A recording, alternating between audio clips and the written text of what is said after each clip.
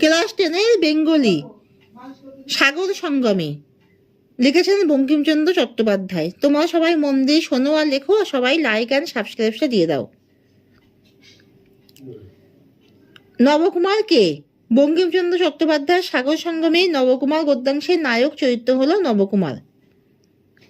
তোমরা সবাই সাবস্ক্রাইবটা দিয়ে দাও, দিয়ে সবাই মন দিয়ে শোনো আর লেখো।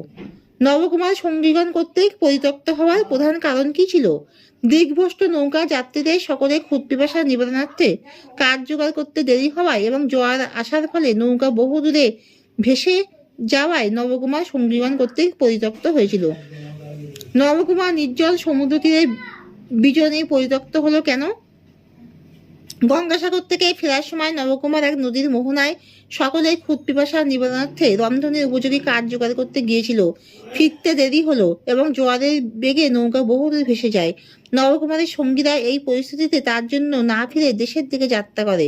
নবকুমার সকলের ক্ষুদ পিপাসা কাঠ আনতে গেলেও তার সহযাত্রীরা এত বড় অকৃতজ্ঞ যে সে কথা ভুলে সেই জনহীন অরণ্যে যানবাহনের সংসবহীন সমুদ্র তীরে তাকে ফেলে চলে যায়। এটাই নবকুমার সঙ্গীগণ কর্তৃক বিজনে পরিত্যক্ত হওয়ার কারণ। ঘুম ভাঙার পর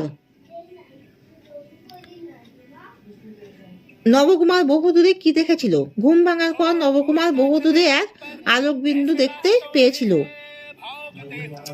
ঘুম ভাঙার পর নবকুমার বহুদূরে এক আলোকবিন্দু দেখতে পেয়েছিল। কখন কাপালিকের সঙ্গে নবকুমারের সাক্ষাৎ হয়েছিল? কাপালিকের ধ্যানভঙ্গের পরে নবকুমারের সঙ্গে কাপালিকের সাক্ষাৎ হয়েছিল। পথিক তুমি পথ হারিয়েছ উক্তিটি কার? উক্তিটি হলো কপালকুণ্ডলার। কষ্টম শব্দটি অর্থ হলো কে তুমি? নবকুমার জাতিতে কি ছিল? নবকুমার জাতিতে ছিল ব্রাহ্মণ।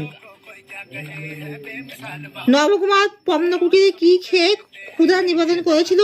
নবকুমার পদ্মকুটিরে কাপালিকের দেওয়া ফল ও জল খেয়ে ক্ষুধা নিবেদন করেছিল। অস্পষ্ট সন্ধ্যালোকে কে নবকুমারকে পদ্মকুটিরে পথ দেখিয়ে নিয়ে গিয়েছিল? অস্পষ্ট সন্ধ্যালোকে কপালকুণ্ডলা নবকুমারকে পদ্মকুটিরে পথ দেখিয়ে নিয়ে গিয়েছিল। কাপালিক মনুষ্য আমি মনুষ্য উক্তিটি কার? নবকুমারের। কাপালিকের পদ্মকুটিরে নবকুমার কি দেখেছিল? কাপালিকের পদ্মকুটিরে পৌঁছে নবকুমার দেখেছিল কুটিরটি কিয়াপাতা দিয়ে তৈরি হয়েছে, তার মধ্যে কয়েকটি ব্যাঘ্র চর্ম, এক কলস জল ও কিছু ফলমূল রয়েছে। কাপালিকের বয়স কত ছিল? প্রায় 50 বছর। পেয়াতে উঠে নবকুমার কি করতে ব্যস্ত হয়ে পড়েছিল?